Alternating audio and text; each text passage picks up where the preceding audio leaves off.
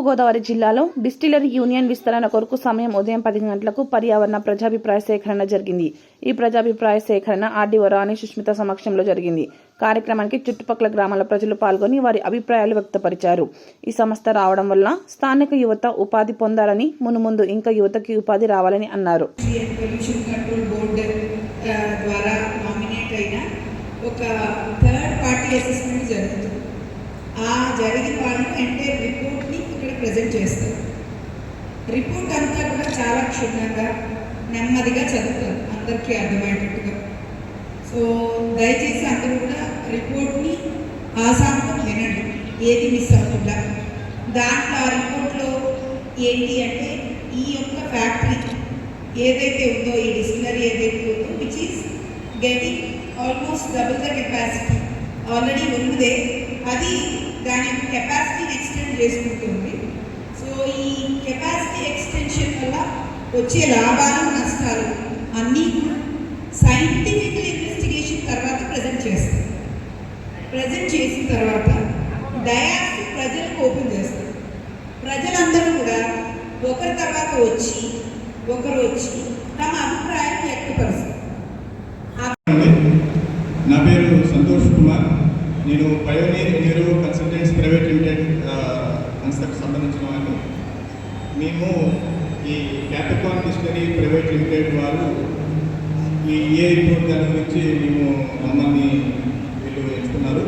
So మేము దాని ప్రకారంగా వీళ్ళ విస్తరణ అప్లికేషన్ ప్రపోజల్ని మేము స్టేట్ ఎన్విరాన్మెంటల్ ప్రెసిడెంట్ వారికి సబ్మిట్ చేశాము. సబ్మిట్ చేసిన తర్వాత ఈ టీఆర్ ఇష్యూ చేశారు. దాని తర్వాత ఈ రాష్ట్రీయ రిపోర్ట్ని మేము Kakinada Andhra Pradesh pollution control board regional ఆఫీస్కి సబ్మిట్ చేయమైంది. దాని తర్వాత ఈ పబ్లిక్ హీరింగ్ ఇప్పుడు జరగబడుతుంది. నేను ఈ ప్రాజెక్టుని మీకు వివరంగా వివరిస్తాను. ఈ సంస్థ,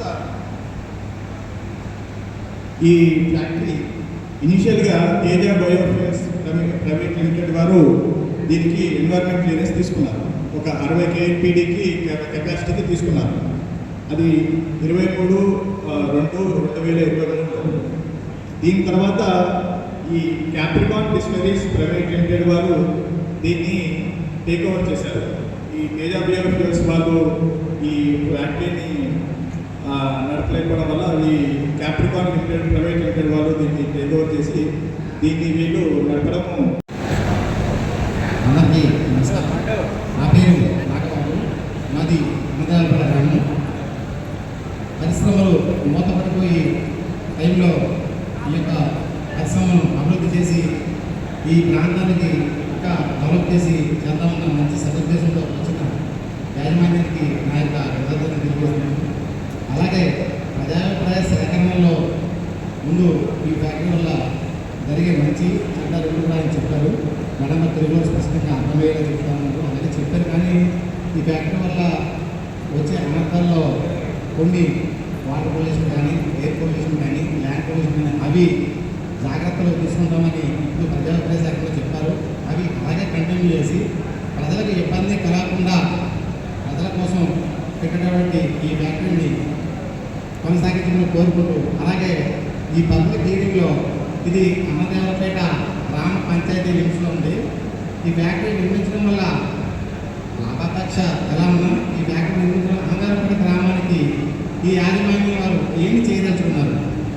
వాళ్ళ తరఫు నుంచి హాస్పిటల్ నిర్మాణం కానీ, అదే ఈ ఏరియాలో ఉన్నటువంటి 215 వరకు చిన్న లేనటువంటి పిల్లలకి వాళ్ళు చదివించడం కానీ, ఈ యొక్క హాస్పిటల్ గవర్నమెంట్ అన్నదారపేటలో PHC పబ్లిక్ హెల్త్ సెంటర్ ఉంది, అది ప్రైమరీ హెల్త్ సెంటర్ ఉంది. అందులో ఓన్లీ హాస్పిటల్ డాక్టర్లు వాళ్ళు నిర్వహిస్తున్నారు. పడకలో దాన్ని కొద్దిగా డెవలప్ చేసి అనగా 40 పడకల హాస్పిటల్గా ఈ యొక్క ఫ్యాక్టరీ వారి సహకారంతో దాన్ని డెవలప్ చేయాలని కోరుకున్నాం. అలాగే అన్నదారపేట నుంచి ఈ ఇండస్ట్రీకి ఫ్యాక్టరీకి వచ్చేటువంటి రోడ్డు కూడా చాలా అధ్వానంగా ఉంది. ప్రభుత్వంతో వీళ్ళు కూడా కొంతవరకు సహకారం కలిసి అన్నదారపేట పంచాయతీ ఉంచుకోవాలి. కాబట్టి ప్రతి ఒక్కరికి నమస్కారం అండి. ఇండస్ట్రీ పెట్టడం వల్ల మా ఊరికి ఎంతో అభివృద్ధి అభివృద్ధి పదంలో నడుస్తుందండి. అంతేకాక యువతకి మంచి ఉద్యోగ అవకాశాలు కూడా ఉంటాయండి.